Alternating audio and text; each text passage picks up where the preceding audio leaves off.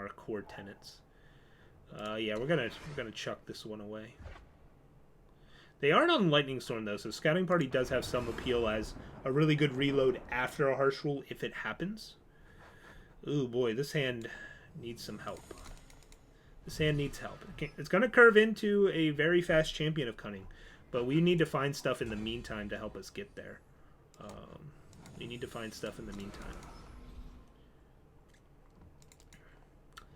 Well, we've got the Scouting Party with Champion of Cunning.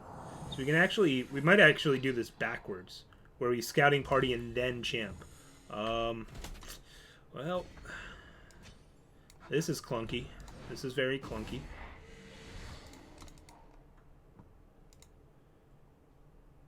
Luckily, we're on the play. That's going to help a lot with this hand, but we really wanted a nice 3-drop here. Now they're being real slow, and we can't punish them at all for it. Like, look at this. Like, we could have gotten in so much damage here. Just like an obscene amount of damage. And instead we just kind of, yeah, now this is here.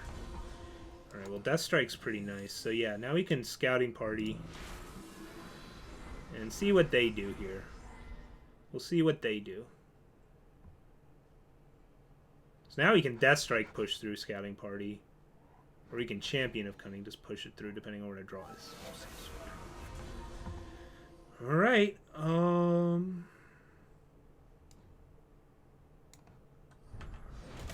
think this hand, it just warrants this. We're just going to keep loading up on cards. Can afford to throw away a Death Strike here. Didn't play a power yet, because we'd rather not play a Shadow Sigil here. It's kind of pointless. A bunch of dead permafrosts. Great. Great. Shit. Double Sandstorm Titan's really good. They should be so much lower. We just have drawn all the clunky stuff. It's kind of frustrating. It's kind of frustrating.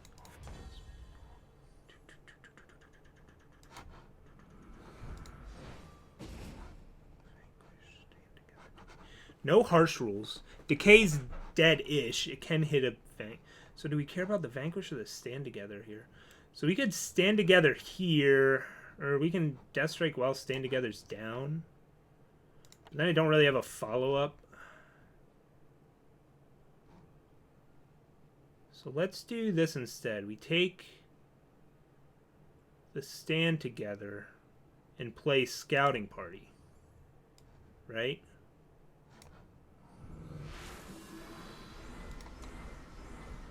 And then next turn we have Death Strike. Okay. And we have Permafrost for this. So he just puts through like all the damage. We don't care about taking 5 here.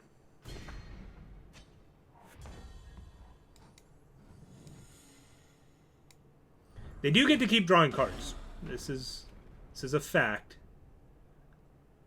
This is a fact. But so do we. Maybe I'm supposed to just play Midnight Gale there, but I have a feeling it's going to be coming out very quickly next turn alongside Champion of Cunning. Torch. Midnight Gale. Maiden. Seed of Chaos. Man, depleted power. I like our odds here.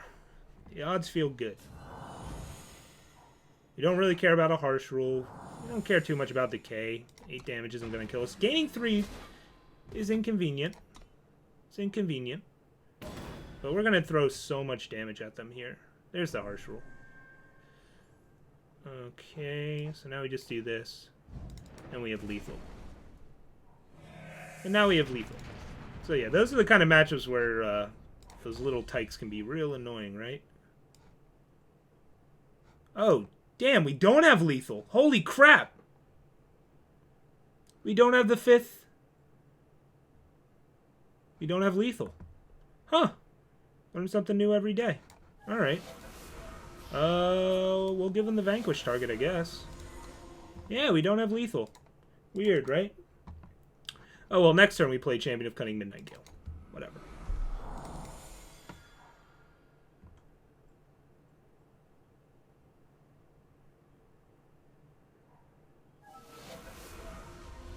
Alright, and then they vanquish this.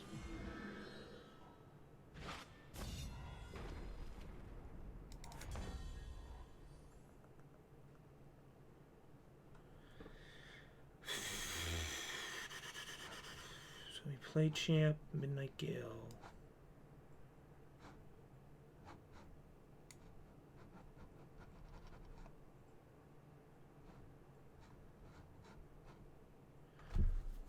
Ooh, I don't want to pull the trigger on this champ until we have lethal. So if I play champ and Midnight Gale, we still don't have lethal. We still don't have it. How crazy is this? So let's see here. If we Death Strike... I want to save Death Strike for Sandstorm Titan then. So that means we just Permafrost here and play another Maiden? Or do we get this Midnight Gale down and start really harassing them with it? I don't mind holding up Death Strike, actually. That's not a bad idea, holding up. So we can hold up Death Strike if we play Midnight Gale. Okay. Actually, I'm not super unhappy with this trade either. Yeah. We'll offer this trade. Wow, this is crazy. We even had a Film Stranger draw. How did we not hit 4? Right? That's kind of insane. Kind of insane. I suppose I could have Permafrost Champion of Cunning here, but I really just need this to be lethal. I just really need that to happen. Alright, so now we just play another Maiden and leave up Death Strike. And with these cudgels, we can make a Midnight Gale powerful enough to take over the world.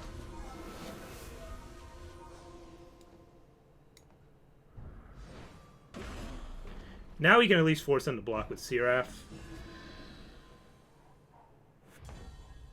Okay, that wins. That wins.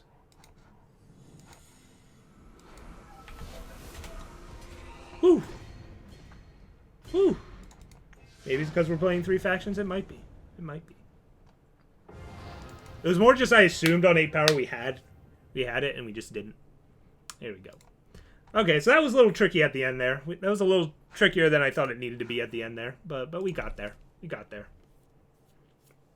We got there. We drew a lot of Death Strikes, which helped.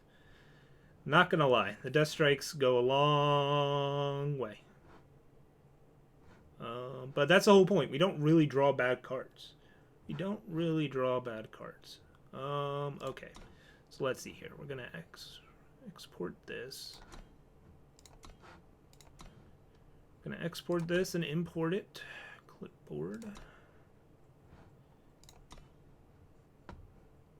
So again, no Harbingers. The Obliterates are tempting. The parties were really good there. That was a weird game. I don't think we want Stewies. Don't think we want Stewies. Film Bloodcasters, I think, just kind of stay. I think they go down to 3, though. So the Torches are meh. The Permafrosts are meh.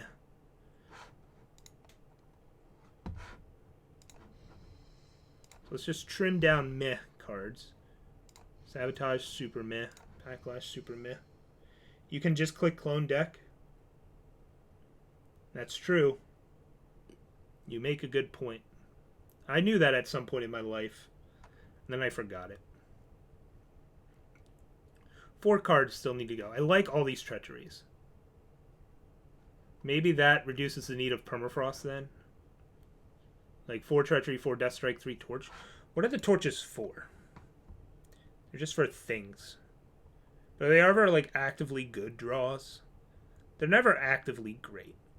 They're okay against Scorpion Wasps, but treacheries kind of help with that anyway. Let's just say we upgraded torches into Obliterates, right? What if that happens? And then we just move down to 2 scanning cards. So we still get to play 2 Permafrosts.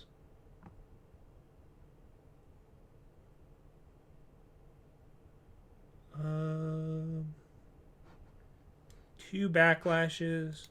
Like, we're going to get into situations where we want backlash. 3 Sabos is probably too many. 3 Sabos is actually too many.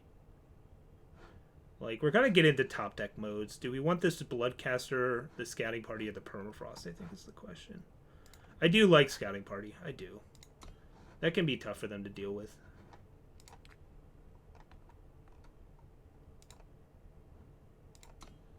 So let's go with that. Let's go with that. I didn't really pay attention to what they could be bringing in. Probably Great Parliaments in some number. And the Vanquish. Those for sure are all coming in. Not sure what's coming out. On the draw, I am not a fan of Treachery, usually, because it's bad in aggro matchups. So this isn't an aggro matchup. So we have a Sabotage, a Treachery, a Felm Stranger in all their colors, and the Champion. So this gives us a game plan. We don't have one of our 3-drops, which sucks, and Scouting Party's not really what we wanted to see. But I still think we kind of have to keep this hand. Do I play the banner? No. Let's play one of the seats. And let's play the seat of Chaos, because that gives us an out to casting Treachery this next turn. I don't know if I'll cast Treachery this next turn, but the way our curve's shaping up, I may want to use Sabo here, but I'm actually going to use it next turn after I cast Felm Stranger. We're going to go Felm Stranger Sabo. Maybe I'm supposed to Sabo here and Treachery this turn to get... Because we don't have a good way of dealing with Sandstorm Titan, actually. Alright, so there's no Sandstorm Titans. So now it's just a matter of what card annoys us the most. Alright, they did bring in Carnosaur. Scorpion Wasp or Desert Marshal, right? Like those are our options. Scorpion Wasp or Desert Marshal. What's easier to play around? What's harder to play around?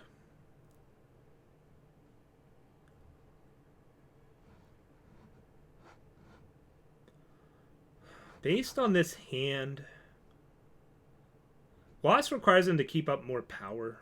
You can essentially get them with Treachery later on anyways to play around the Desert Marshal. Let's take the Wasp. That could be wrong. I'm not sure what the correct choice is there. We may end up taking the Carnosaur later anyways.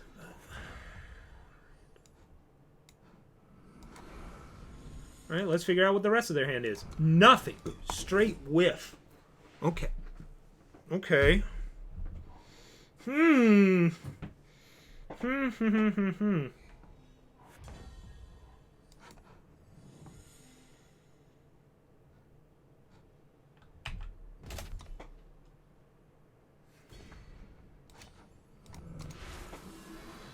Scouting parties are going to be really good here. If I'm my opponent, I Desert Marshal there. I silence one of these and get a guy down. You're just going to be like, okay, now you Carnosaur or you Enforcer. Okay, so you're playing the Enforcer here. Another Felm Stranger. Alright, so now... okay. These are so clunky we don't really care. So now we take the Marshal. We swing with everything. They block 1. We get through for 5. We see what we draw. I'm almost... Hopefully power. If it's 2 power... Alright, well, it's only 1 power. A Backlash. Okay. Still gonna play the Felm Stranger here. Now they know Champion Cunning's like super active, but that's fine. We're just trying to set up lethal this next turn. I mean, they're gonna play some big clunky dude. I don't think we can get lethal is the issue. Let's see here. 3, 3, 3, 4, 9, 13. Plus they have a blocker. So we can't set up lethal. Oh, we can. Cool. Alright. Champion of Cunning's a really good card. 2-0. Racking them up. This is ridiculous. I wasn't expecting our run this hot today. But we are running hot. We are running hot.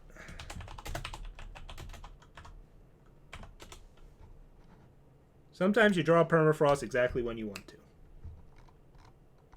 Our opponent had a very clunky hand and took advantage of that. Took advantage of it.